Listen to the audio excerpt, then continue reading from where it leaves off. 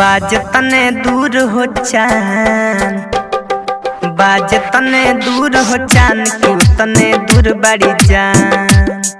बाज तने दूर हो चान, क्यों तने दूर बड़ी जान। शादी को के खत्म कर लिया अरमान, शादी को के खत्म कर लिया अरमान, की लागो तनी कॉलेज जाई परान। बाज तने दूर हो चान, क्यों तने दूर बड़ी जान।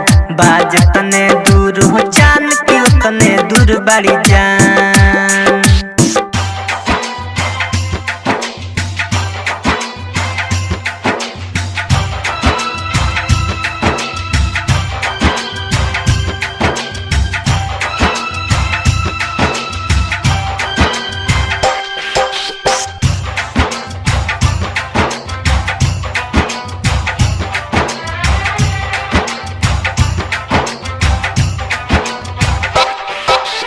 खुशबू रिकॉर्डिंग स्टूडियो कहला बिशनपुरा बाजार। मिक्स बाय इमाम बाबू। उनकर सूरतिया अखिया से को बिसरत नइखे, मोहनी मूरतिया दिलवा से को निकलत नइखे।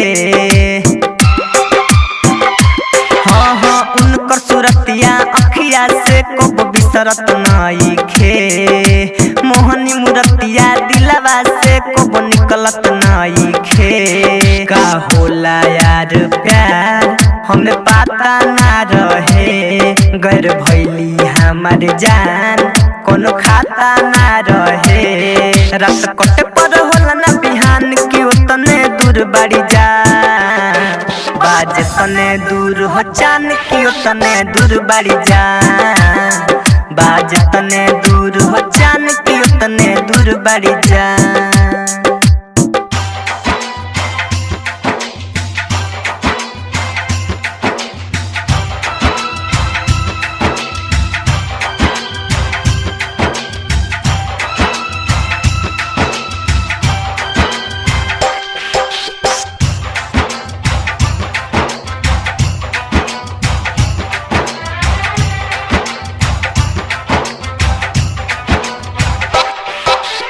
खुशबू रिकॉर्डिंग स्टूडियो कहला बिशनपुरा बाजार।